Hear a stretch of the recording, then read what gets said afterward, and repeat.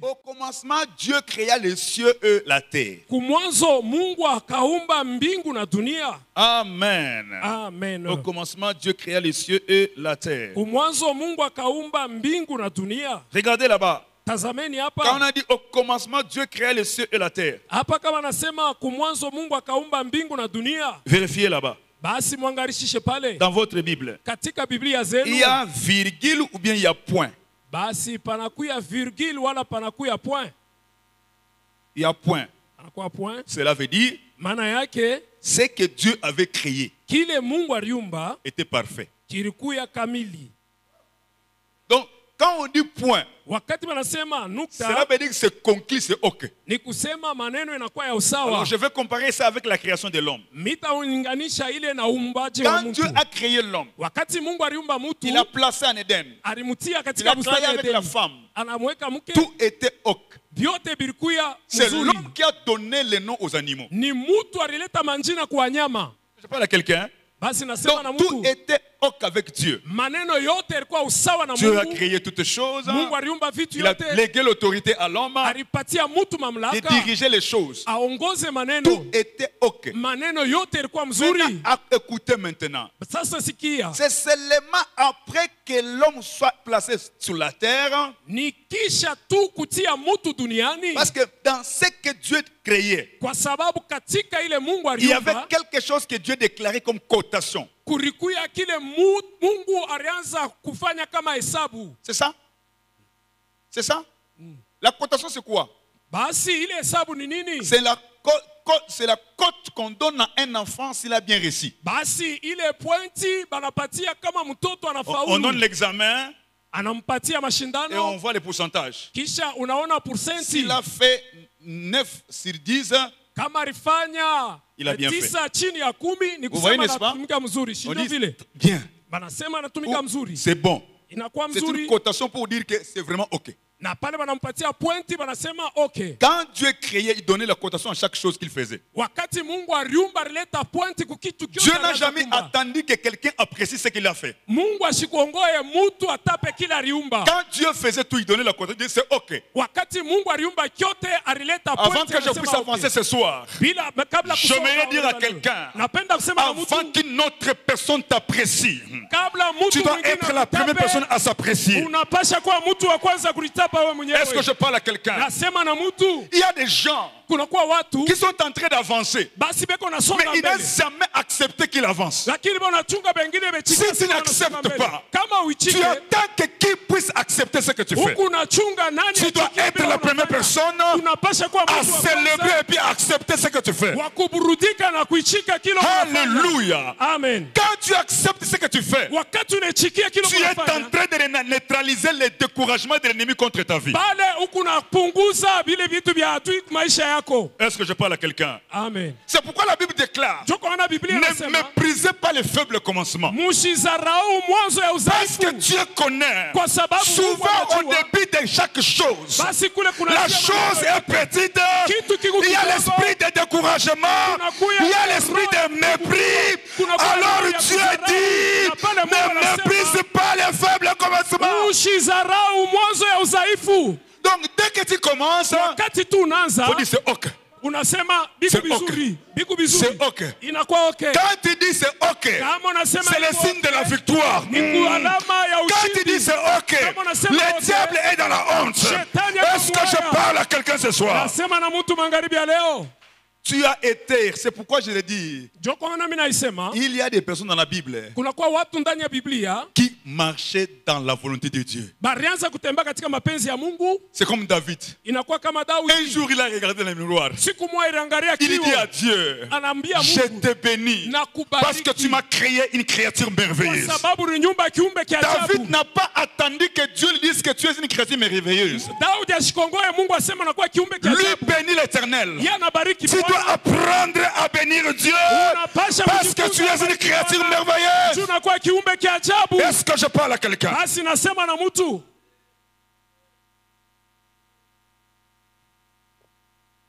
Alléluia. Gloire à Dieu. Amen. Et Dieu créait. Mungu aliumba.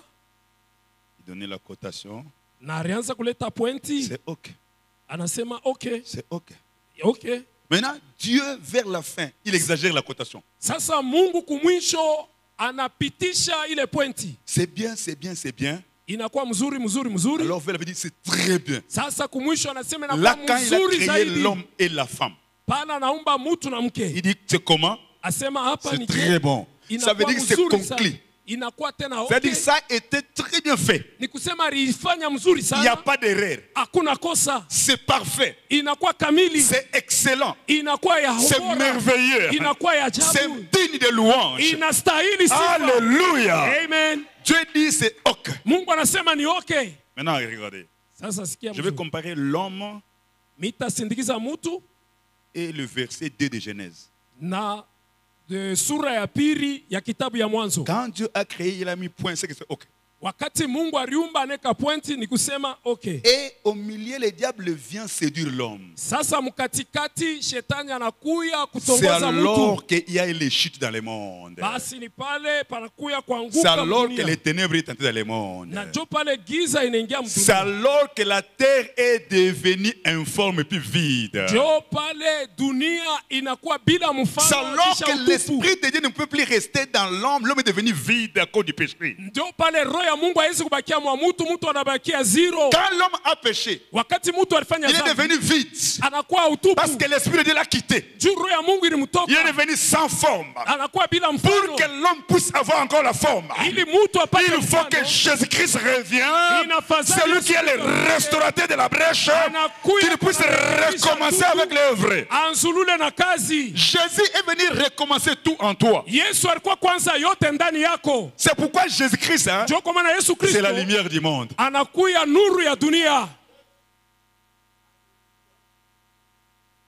Alors, Na pale mais Dieu, après, il rentre, il voit que, il demande à l'homme, qu'est-ce que tu as fait? Qui t'a dit que tu as fait? Non, pourquoi tu es né? Il parle avec l'homme comme ça, il demande. L'homme dit que non, hein, c'est la femme. Et la femme dit, c'est le serpent. Vous comprenez ça, n'est-ce pas? na Mungu anamuuliza mtu juu ya nini kuuchi, mtu asema hapana ni mke, En d'autres mke termes. ninakuwa ni nyoka. En d'autres termes, Mkusema kwingine, s'il y a un, ça ne va pas chez nous. kama maneno yaendeke kwetu, Nous sommes tombés. pale tunaanguka. En d'autres termes, Mkusema s'il kwingine, y a les ténèbres sur la terre, kama kunakuwa giza c'est duniani, que quelque chose s'est passé, les ténèbres sont devenues vides. ni kusema fasi wa Voilà. kitu kilitendeka na panakuwa utupu. Maintenant, écoutez. Sasa Quand sikilizeni. la terre est devenue informe et vide, Wakati udongo inakuwa bila mfano na la utupu, première chose que Dieu a fait, kitu ya kwanza ile Mungu il anafanya, s'est levé. yeye mwenyewe alisimama. Dieu n'a pas parlé sans se lever. Mungu asikuseme bila kusimama. Attends, Sikia. le pasteur est là dans sa chaise. Pastori yako pale, Moi, je suis ici. mimi niko Il y a kumimbani. un problème qui m'arrive ici. Kunakuwa mambo yananifikia. Pour me sauver, il doit faire quoi? Basi njuu ya kuniokoa atafanya nini? Il doit se déplacer de là. Anapasha kutoka Pour venir me kuleko, sauver. akuya C'est niokoa. quand il arrivera ici, Wakati atafika hapa, il va agir. jopa la C'est tatenda. comme ça que la première chose Jopa le kitu ya que kwanza Dieu avait fait kile Mungu pour alifanya la restauration de la terre, juu ya kurekebisha pour chasser dunia, les ténèbres, juu ya kufukuza giza, Dieu s'était levé. Mungu alisimama. Amen. Amen. Dis avec moi, Dieu s'était levé. Sema pamoja na mie, Mungu alisimama. Dis avec moi, Dieu s'était levé. Dieu s'était levé. Il s'est levé Mungu alisimama et il est venu. na alikuja, Il a fait le constat. alifanya Il a tazamio, vu qu'il y avait un ça ne va pas. aliona kama maneno yaendeke mzuri. Maintenant, quand Dieu a vu qu'il y avait un ça ne va pas, Wakati Mungu alitazama maneno yaendeke il n'a mzuri, pas glorifié le ça ne va pas. yeye ashikupike mikono kwile maneno Il a parlé yaendeke. le contraire de ce qui ne marchait pas. Alisema kinyume ya ile yaendeke. Dieu regarde, Mungu dit, je anatazama, me suis déjà levé. anasema Je me suis déjà levé. nisha kusimama. Maintenant, je dois agir. Sasa pa mitatenda. Aujourd'hui, je vais parler, introduire avec ces levées. Leo mitafanya kiingilio na kusema kulamuka. Et demain, je vais parler sur ce qui s'est passé après ces levées. Kisha kesho mitasema maneno ilitendeka kisha kusimama kwa Vous Mungu. voyez, quand Dieu s'est levé, Munayua wakati Mungu alisimama, il s'approchait. alikaribia, La Bible dit, Dieu dit na Biblia inasema Mungu que la akisema lumière soit nuru iwe et la lumière fut. na nuru ikawa. Donc Dieu, après qu'il s'était levé, il a déclaré. Mungu kisha kusimama alisema. Dieu, après s'avoir levé, il a parlé. Mungu kisha kusimama alisema. Parler signifie quoi? Kusema maana yake nini? Parler signifie parler. Kusema maana yake ni kusema. Parler a beaucoup d'explications. Kusema kunakuwa na mafasilio mingi. Parler peut dire aussi appeler. Kusema kunaweza kuwa na maana. Parler peut dire aussi déclarer. Kunaweza kuwa kutangaza. Parler peut dire aussi confesser. Inaweza kusema tena kukiri. Parler peut dire aussi décréter. Kusema tena inaweza kuya una. Parler peut dire aussi confesser. Inaweza kuwa kukiri. Parler peut dire aussi proclamer. Kusema inaweza parce que celui qui parle il proclame. Kwa sababu celui qui proclame déclare. Celui qui déclare confesse. Celui qui confesse appelle. C'est pourquoi la Bible déclare Dieu appelle ce qui n'existe à l'existence. Mungu eko naita bila binako biishi. Signifie ce qui n'existe à l'existence. Quand la Bible dit que Dieu appelle ce qui n'existe à l'existence, cela ne veut pas dire qu'il appelle ce qui n'existe à l'existence. Parce qu'on ne peut jamais appeler quelque chose qui n'existe pas. On appelle que ce qui existe. Maintenant, Dieu appelle ce qui n'existe à l'existence. Ça veut tout simplement dire, dans ce que les hommes voient, la chose que Dieu appelle n'existe pas pour eux. Mais ce n'est pas parce que la chose n'existe pas chez toi que chez Dieu aussi ça n'existe pas. Ce qui n'existe pas chez toi existe auprès de Dieu. Tout ce que tu vois n'est pas ce que tu vois. À part ce que tu ne vois pas, il y a des choses que tu ne vois pas. J'aimerais dire à quelqu'un, même si tu vois que tu n'as rien aujourd'hui, tu as quelque chose qui est caché auprès de Dieu. Est-ce que je parle à quelqu'un? Tout ce que tu vois n'est pas ce que tu vois. Ta situation que tu vois maintenant n'est pas ce qui viendra demain. À part ce que tu vois aujourd'hui, il y a des choses qui vont se manifester demain. Alors la Bible déclare, Dieu dit que la lumière soit et la lumière fut. Bon, je ne vais pas parler aujourd'hui ça. Je dis je vais parler aujourd'hui. Dieu s'éleva. Dis à ton frère, Dieu s'éleva. Moi aussi, je dois m'élever. Dis, Dieu s'éleva. Moi aussi, je dois m'élever. On a dit qu'on a élevé Dieu. Moi, j'ai dit qu'on a élevé Dieu. J'ai dit quoi? Dieu fait quoi? Il s'éleva. Je veux dire à quelqu'un, chaque fois que tu te lèves, tout se lève avec toi. Ah ouais, ça c'est la vérité. Chaque fois que tu te lèves, dans tout ce que tu veux faire, le premier secret, c'est se lever. Quand tu te lèves, tout se lève avec toi. Attends, laissez calme. Allons dans la Bible. Il y avait un homme qui était malade. Pendant 38 ans. Il était à la piscine, attendant le mouvement de l'eau. La Bible déclare, Jésus sachant que cet homme était malade, pendant 38 ans, il s'approcha et il demande à cet homme, veux-tu être guéri? L'homme dit à Jésus, attendez. La Bible dit, Jésus sachant que l'homme était comment? Mais si c'était moi, c'est parce que mais j'allais dire à Jésus, quand tu es entré ici, qu'est-ce que tu vois ici? Je vois les hommes. Ils sont venus jouer, ils sont venus manger, ils sont venus faire quoi? Les hommes qui sont devant la piscine sont venus chercher la guérison. Mais comment tu me demandes encore que veux-tu être guéri? Il n'a pas posé ça à Jésus. Est-ce que je parle à quelqu'un? Il n'a pas posé ça à Jésus. Il répond à Jésus, je n'ai personne personne pour me jeter dans l'eau. Et quand je veux partir, une autre personne avance et je suis là en train de partir. Jésus lui dit, tu es le sorcier de ta vie. Dans les guérisons de Jésus, il y a des gens que Jésus touchait. Il y a des gens que Jésus commandait. Mais la guérison de cet homme-là, Jésus ne l'a jamais guéri. Mais oui. Jésus n'a jamais guéri cet homme-là. Jésus a conseillé cet homme-là. Il n'a pas guéri cet homme-là. Quand il s'approche, il dit, comment? Je n'ai personne. Je vais dire à quelqu'un. Au juste, toi, quand tu es né avec qui? Qui doit t'aider pour avancer? Je veux dire à quelqu'un, tu n'as personne pour t'aider, mais tu as le ciel pour t'aider. Est-ce que je peux avancer avec toi? Aujourd'hui, tu dois te repentir. Je n'ai pas quelqu'un. Je n'ai pas mon grand frère. Je n'ai personne dans notre famille. Tu veux aller avec qui? Quand tu manges avec qui? Quand tu te laves avec qui? Est-ce que je parle à quelqu'un? Tu es le seul responsable de ta vie. Tu dois te lever seul. Personne ne doit te faire élever. Est-ce que je parle à quelqu'un ce soir? Jésus lui dit, tu commets un grand erreur. Je te conseille, lève-toi toi-même, prends ton lit et puis marche. Alléluia. Amen. L'homme regarde Jésus. Dit, Seigneur, ce n'est pas possible. Depuis tout ce temps ici, j'avais la pensée, mais je regardais. Je voulais.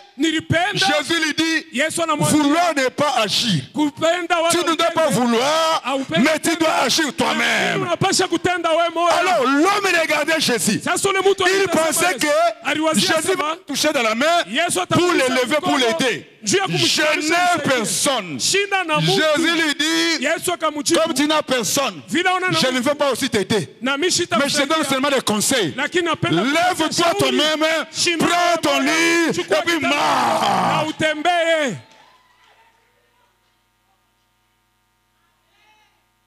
L'homme dit, Seigneur, je vais essayer. La Bible déclare, il se leva.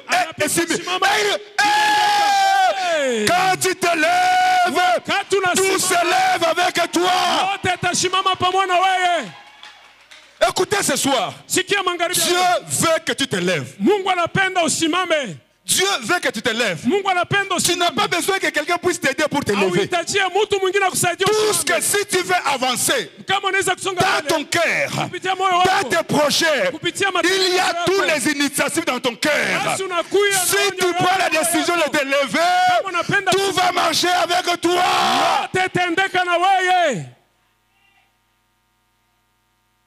Je n'ai personne. Jésus lui dit, cela te regarde.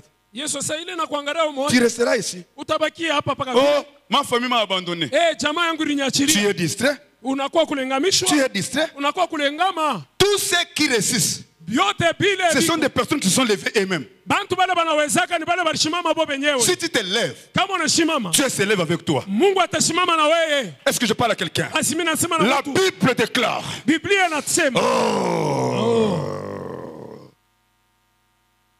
La Bible déclare, lève-toi, sois éclairé. La Bible ne dit pas que levez-vous. Dit toi, lève-toi. Vous voyez, pendant que je parle ici, je ne parle pas à tout le monde. Je parle seulement à une seule personne. C'est toi. Tu dois te lever dans ce que tu veux faire. Tu dois te lever pour servir Dieu. Tu dois te lever pour les projets de ta vie. Tu dois te lever, tu dois te lever. Tu dois te lever.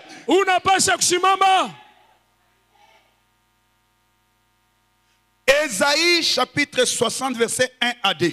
Isaya sura yake ya 16 mstari wa kwanza mpaka wa pili. Lève-toi, simama, sois éclairé. Uangaziwe. Alors si tu ne te lèves pas, sasa kama usimame, tu ne seras pas été éclairé. Haustangaziwa. En d'autres termes, il y a les ténèbres. Kuna kwa giza. Si tu te lèves, kama unasimama, il y aura la lumière qui va chasser les ténèbres. Utakuwa mwangaza itafukuza giza. Comment repousser les ténèbres? Namna gani kusukuma giza? Commence par te lever. Ianze mbele kusimama.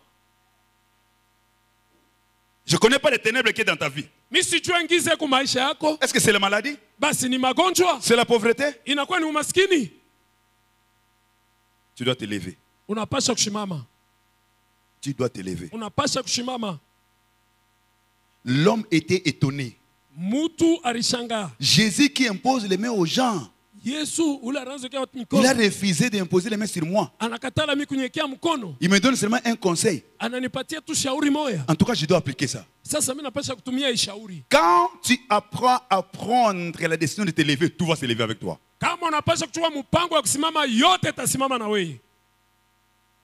Lève-toi. Sois éclairé. Car ta lumière arrive. Donc pour que ta lumière arrive, tu dois te lever. Est-ce que je parle à quelqu'un?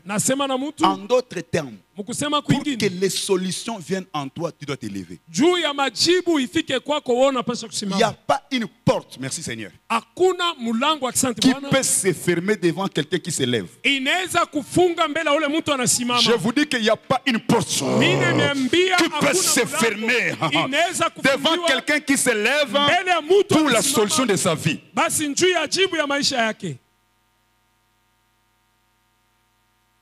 Merci Seigneur. Sur toi, la gloire de l'Éternel se lève.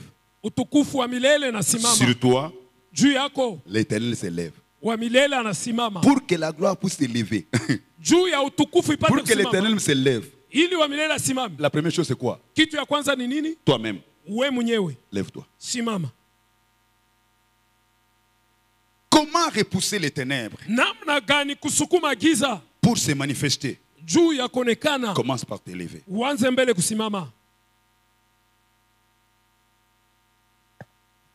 Tous ceux qui se sont levés dans la Bible ont vu les miracles. Mes frères, j'ai lu ça dans la parole, je suis étonné. Il y avait un fils, vous le connaissez, le fils prodigue. Il a demandé l'argent à son père. Il est allé manger. Il n'a pas acheté un véhicule. Il n'a pas acheté une ferme. Il n'a rien acheté. Il a mangé tout l'argent seul. La Bible dit qu'il a mangé ça dans la prostitution. Et puis après, l'argent est terminé. La Bible dit qu'il est resté seul. Dites avec moi, seul. Il n'avait pas un conseiller. J'aime la Bible. La Bible déclare, étant rentré en lui-même, il dit, à la maison de mon père, même les travailleurs ne sont pas comme moi. Mais pourquoi je suis ici? La Bible déclare, il s'est dit, je me lèverai et puis j'irai. Je me lèverai et puis j'irai. Il ne dit pas que je me lèverai et puis rester là. La Bible déclare après, il se leva et il partit. Oh, j'aime ça. Écoutez-moi très bien.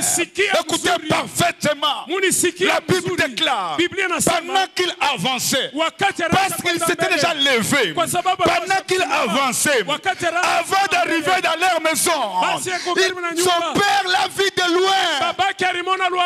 Oh, alléluia. Son père l'a vu de loin. Le père a regardé. Et c'est mon père. C'est mon fils. Bien-aimé, écoutez. Entre un jeune homme de 17 ans et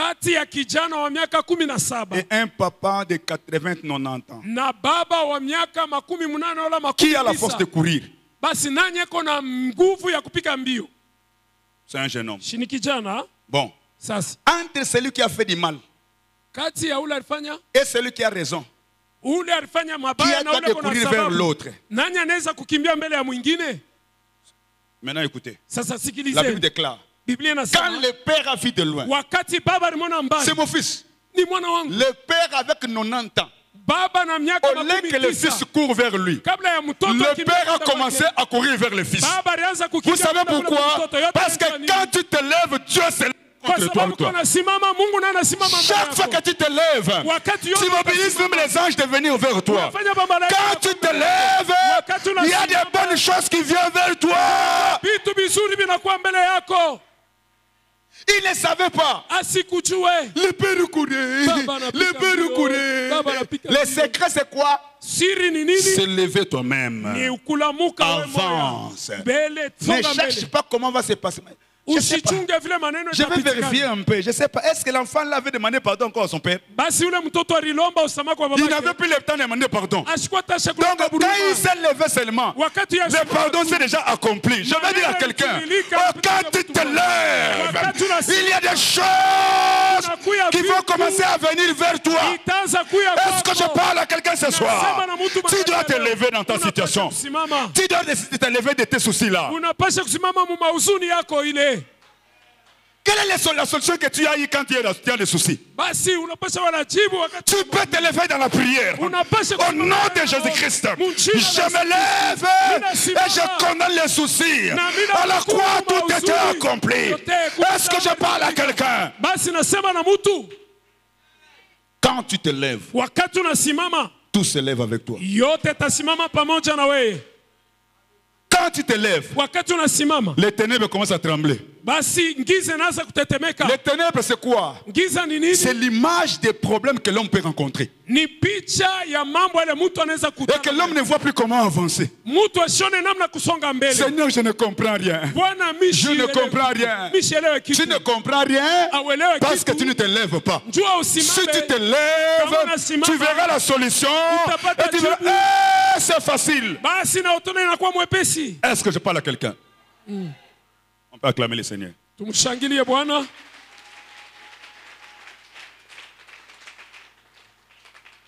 J'ai lisé dans la parole de Dieu, je suis étonné, pasteur. Je lisais ce verset, je ne comprenais pas. Et puis le Seigneur m'a éclairé. Seigneur, la Bible déclare 7 fois les justes tombent. Et puis 7 fois il se lève. Moi avant je pensais que 7 fois les justes tombent et puis 7 fois l'Éternel vient lui relever. Non, quand tu tombes, la responsabilité de te lever est entre tes mains.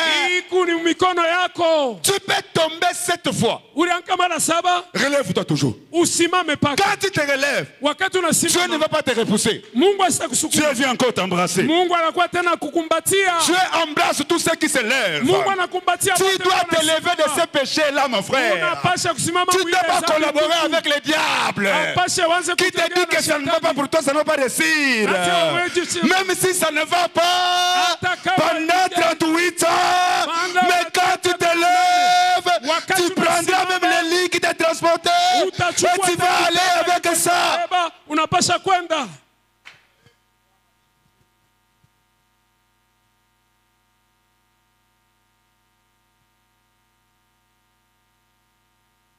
Merci Seigneur.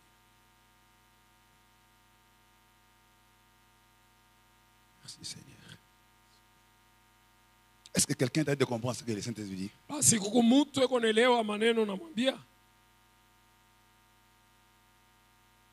Qui est né seul ici au milieu de nous? Qui est né seul ici? Toi, tu es né seul? Tu es né seul? Mon frère, que Dieu te bénisse. Moi, je suis né seul. Moi, ma mère, quand elle me mettait au monde, on n'est pas sorti d'eux. Vous êtes né à deux. Ah oui? Oh, nous, dans notre famille, nous sommes nés 5. Qui a déjà vu un maman naître 5 personnes enfants? Même les jumeaux qui naissent. Ils sortent, le premier sort dans son tour. L'autre sort à son tour. Le même jour. Les jumeaux ne naissent pas le même jour. Il peut naître le même jour, mais l'autre est né 5 minutes avant lui. C'est celui qu'on appelle le grand frère. Et il est né seul. Nous sommes nés 10 dans notre famille. Mensonge, tu es né seul. Bon, je vais vous poser la question. Vous êtes né 5. Pourquoi vous ne prenez pas toute la famille, allez choisir la femme, vous choisissez vous la femme, les femmes. Mais vous choisissez la femme, tu choisis toi-même. Tu ne prends pas ta femme, non papa. Nous sommes nés saints dans notre famille. Toi la femme, nous sera tous notre femme. Qui va accepter ça? Même ta femme là. Si tu viens rencontrer ton petit frère en train de causer beaucoup avec lui, tu vas faire quoi? C'est un signe qui démontre que tu es né seul. Tu es le seul responsable de ta vie. Tu peux faire de grandes choses. Quand Kabila est devenu président, il est devenu venu avec vous. Oh, il n'a pas étudié, ça vous regarde. Mais il est devenu président. Dans la liste des présidents du Congo, il est resté là, il a fait son mandat, il est resté. Il a impacté. Seul. On vous a dit que Zoé est président.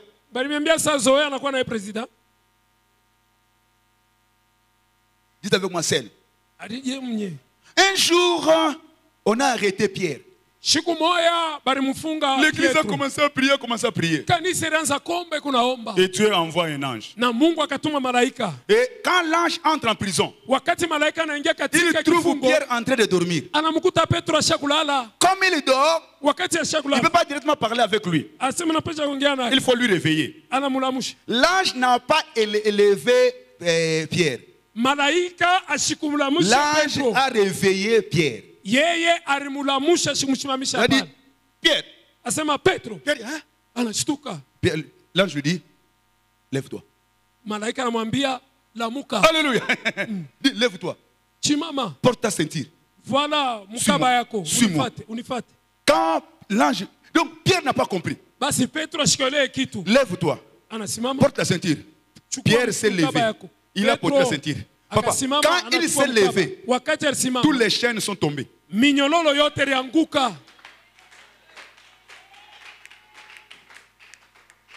Seigneur. Papa, il y a d'autres délivrances qui ne viennent pas que toi, démon, sors. Dieu est multisystème. Dieu peut te délivrer par la décision de te lever. Quand Pierre s'est levé, écoutez-moi très bien. Écoutez-moi parfaitement, mes frères, s'il vous plaît. Quand Pierre s'est levé, l'ange était devant lui. Quand il s'est levé, les chaînes sont tombées.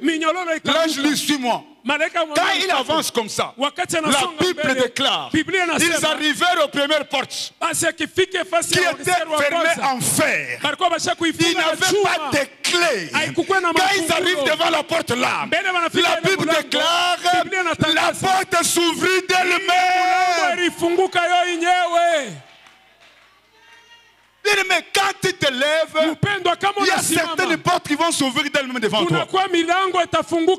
Est-ce que je parle à quelqu'un? Est-ce que je parle à quelqu'un? Dans la vie, il y a la porte que Dieu ouvre pour toi. Dans la vie, il y a aussi la porte que tu vas ouvrir toi-même. Mais dans la vie chrétienne, il y a aussi la porte que Dieu n'ouvrira pas, que toi tu n'ouvriras pas. Mais quand tu te lèves, la porte s'ouvre d'elle-même. Wow. Alors, il passait à la première porte. Deuxième porte. Pierre abimi na prison. Bafongoli ya chaîne te. Mais abimi na prison. Mwana mobali abimi na prison. Aso avancé. Oh. J'aime ça. Bien-aimé, ne sois pas esclave des problèmes. Bien-aimé, n'attends pas que quelqu'un vienne t'aider. Bien-aimé, ne te confie pas à ton frère. Bien-aimé, ne te confie pas à ton voisin. La Bible déclare, maudit soit l'homme qui se confie à l'homme. Béni soit l'homme qui se confie à l'Éternel. Est-ce que je parle à quelqu'un? Mieux vaut se confier à celui qui est invisible, qui va t'aider, qui va va avancer avec toi que de se confier à celui qui est visible, qui ne saura pas te prendre en charge totalement. Je suis venu dire à quelqu'un ce soir, tu dois te lever. Je suis venu dire à quelqu'un, tu dois te lever.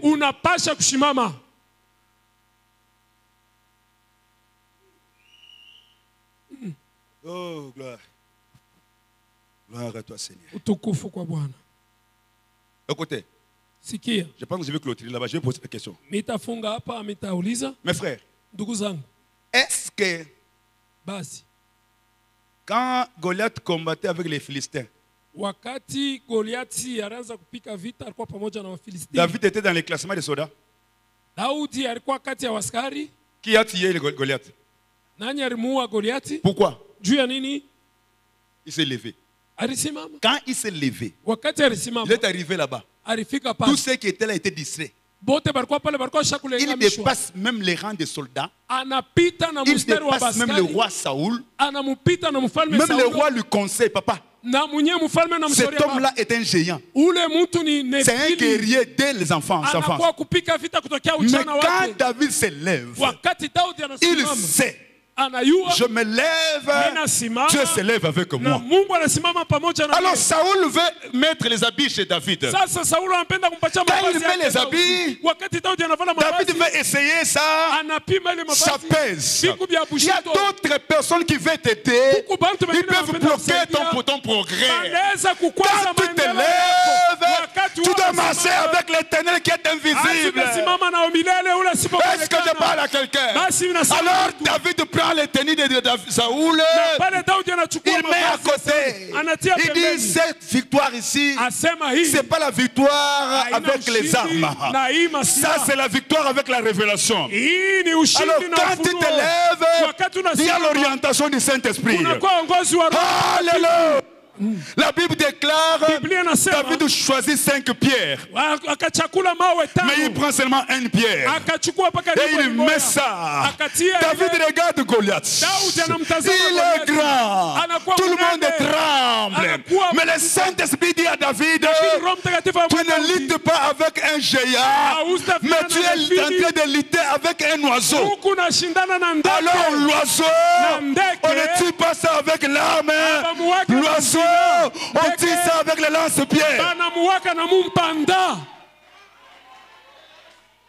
Quand tu te lèves, tout se lève avec toi. Alors David prend la pierre. Il dit, je vais tuer avec la pierre. Quand il lance la pierre, wow, la pierre part avec fixation, ça tue Goliath. Vous savez pourquoi?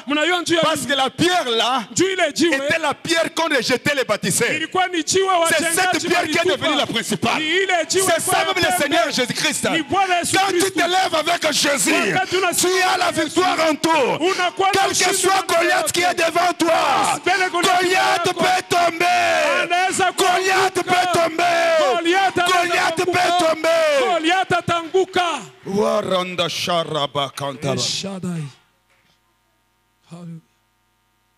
Seigneur, merci. Merci pour ta grâce. Que celui qui ne voyait pas ici commence à voir ça. Oh, que celui qui n'écoutait pas peut écouter maintenant. Je vois les aveugles en train de voir. Je vois les boiteux en train de marcher. Je suis en train de voir les boiteux marcher. Je vois celui qui ne voyait pas le chemin a vu le chemin clair. Rien ne va t'empêcher d'avancer.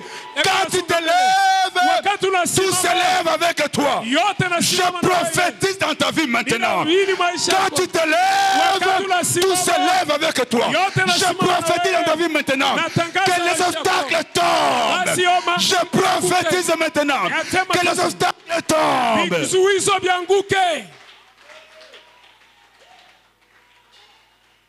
À partir d'aujourd'hui, comme tu t'es levé, rien ne va t'empêcher d'avancer.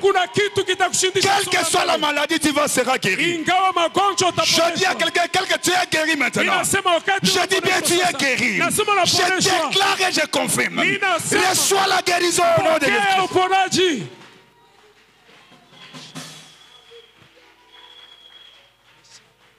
Oh, Reba Sharaba. Indere Sambrandaro Shebrende Keshe. Oh, Gloria. Gloria. Oh, Gloria Barashi Branda Karash. Oh, Rekashi Kabranda Karabasa. Alabasha.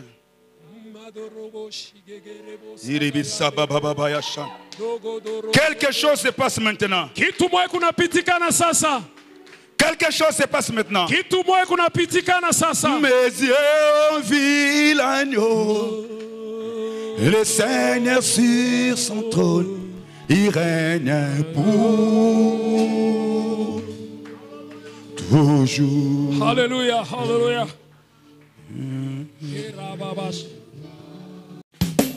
La parole éternelle Kassumbale, ça vous présente l'émission Heure du choix.